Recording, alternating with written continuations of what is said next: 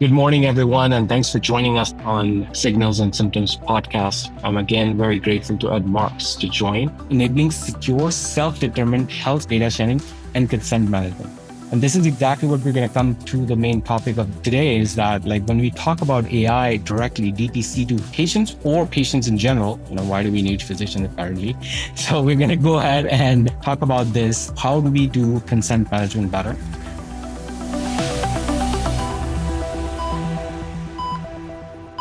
As we talked about last time, that we moved from paper charts to digital charts, and we're going to move from digital charts to AI charts, and we are going to see this essentially a problem in adoption, and then the 5 years look very different.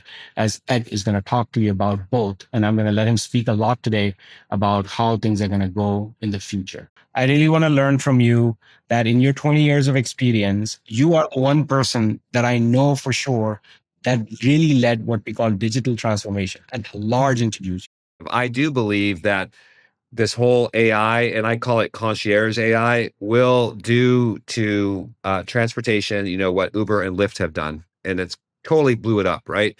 And I think we're going to see the same thing happen. It's different than Dr. Google because Dr. Google is very limited. The tech wasn't very advanced. And there was just a few people that were really into it, would show up at the physician office, and be expert in their own mind. But it was good to empower the patient. They should. I would think as a clinician that you would appreciate that. I know my wife appreciated when they had some knowledge of what was happening.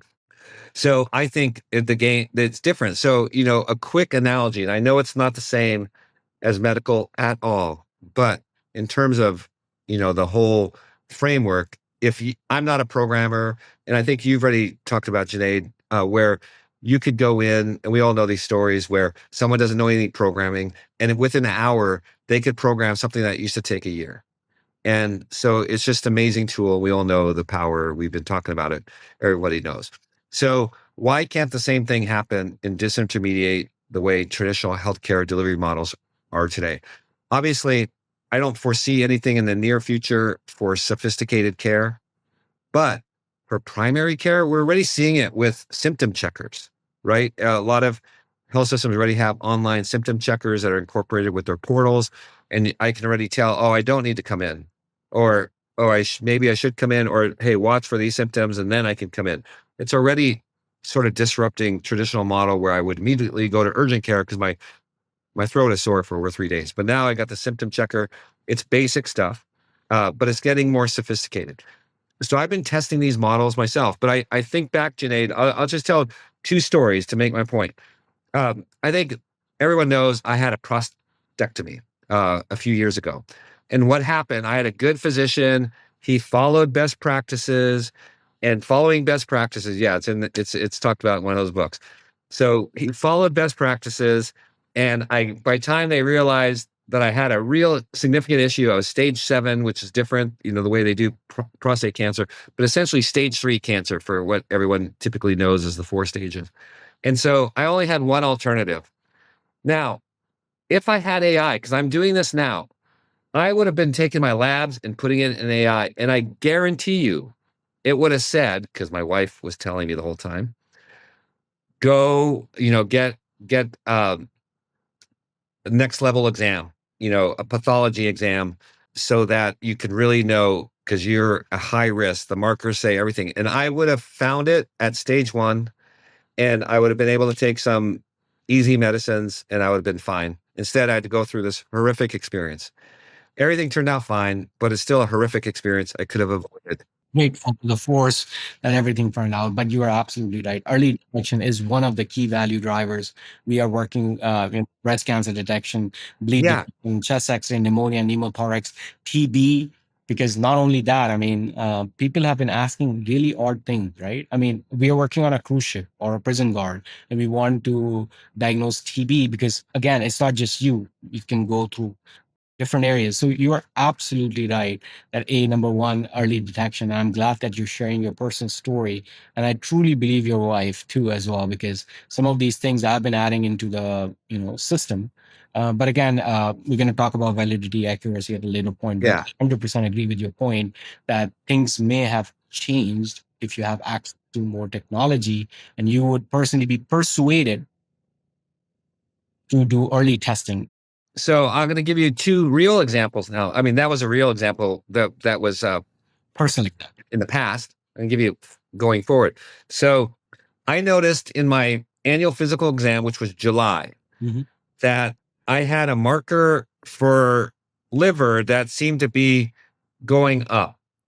And so my PCP, she's not concerned.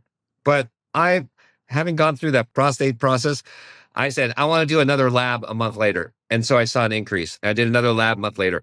She's like, I'm not concerned. Now it's at the top limit. I'm like, no, I've been down this road before. I put it into, my AI, and it's like, you need to see a nephrologist. You need to go take care of this. So I contact a nephrologist. It's December before my appointment. Do you think I'm going to wait to December when everything is telling me, hey, go get this checked out? I'm not. So that's another example where traditional medicine, best practice, I can't get access and I'm going to get sick. All right. And I'm going to have cancer or something. So I'm not. And I'm sort of treating this myself. The other real example, and I did this on purpose just to really test the system. It's this same thing. As you know, I'm an athlete and I was dumb. There's a reason why in contracts for football players and other professionals, it tells them they can't do these other sports. And I was dumb. I did pickleball. So it messed up my knee. So I got to go see an orthopod. Now it was a 6 weeks to see him. It's like, I don't have 6 weeks of my life. It's too important to me, my physical fitness and maintaining the level I am. So I got the MRI. So that's some of the pushback I get from docs. Well, you still need an order. Okay. I text my PCP. I said, can I get an MRI, please? She said, yes. I paid cash because it was cheaper than paying my copay, which is another story. Insane.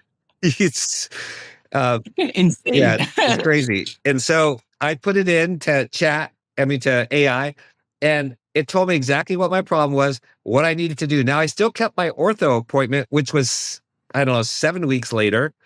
And he told me, he was great. He told me the exact same thing that AI told me, exact same thing, and told me my treatment plan, exact same. So actually today, I'm going to get home today. I'm going to do PRP with my orthopod. Now AI is not going to do my PRP for me. So, but I think it's going to disrupt about 30% of healthcare as we know it today in the next 3 years. That 30%, mostly primary care type things, and it's going to get us to the specialist faster. So I think it's a message for physicians, for clinicians, for health systems to embrace, not be afraid, not say, oh, you can't do that because, or go and try to take a policy or legislative action to keep something from happening, this empowerment from happening. It's going to happen. And people are going to use it in mass. I'm convinced of it. They're going to use it in mass. Already, it's something like in our research, and again, the changes, the percentages go up every day. 56%, and the New Yorker may have some data in there as well. I haven't read the article yet, as I said. 56% of people are already using AI for their healthcare at some level. 40-some% are skipping visits because they're getting what they think they need. Now, is it perfect? No. And we talk about that some other time or maybe now. Is it perfect? No. Is it all ready for prime time? I think some of it is, but a long ways to go. But as we know with AI, it's a rapid cycle. It's not like Dr. Google, which could be years and years and years before you get good data out there and trusted sources. With AI, as we know, it's like every day we're seeing improvements. So I think it's coming, and I think it's nothing to be afraid of. I think it's something to be embraced. And then you work with you have to redo your healthcare delivery model is what I think. So that's it. That's what to share. You are so right on the spot. I'm going to tell you example. Save Life AI, I demoed some of the products that are coming. It was an investor meeting. Most of my investors are physicians, and they're like amazing people. They have been doing both introductions for sales and everything. But what I ended up doing was that, okay, this is the future.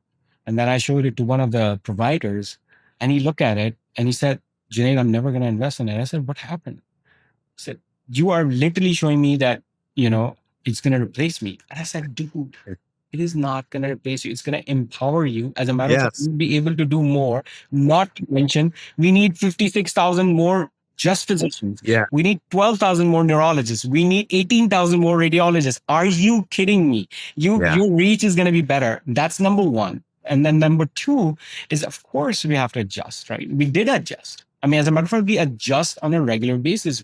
Continued medical education is part and parcel of our getting licenses renewed, for God's sakes. Yeah.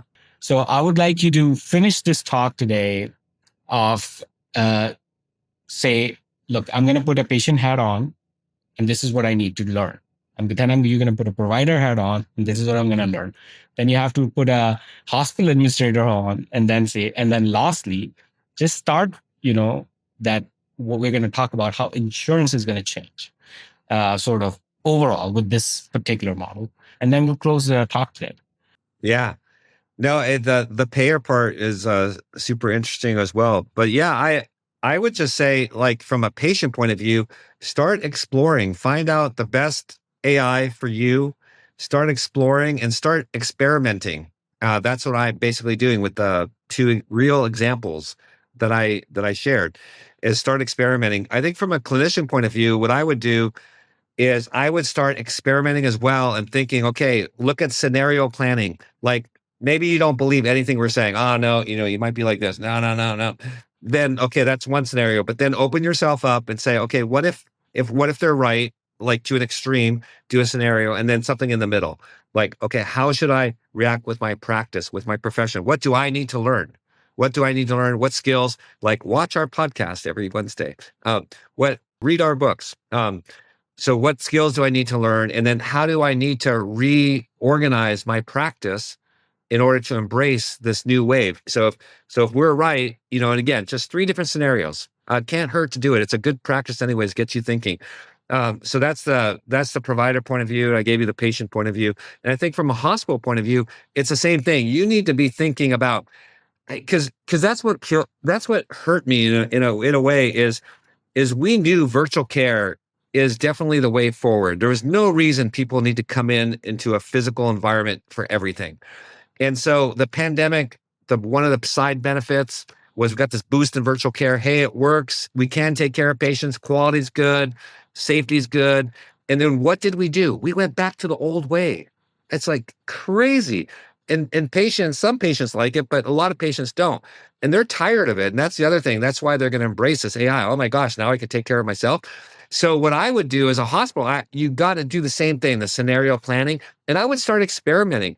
Put together a concierge practice that includes AI. So they probably have concierge already. A lot of hospitals do, do a little carve out. Or if they don't, you should do one and then have some AI attribute to it. That's like an easy way to get into it. And then maybe over time, it's all AI. Again, Ed, thank you so much for joining in today.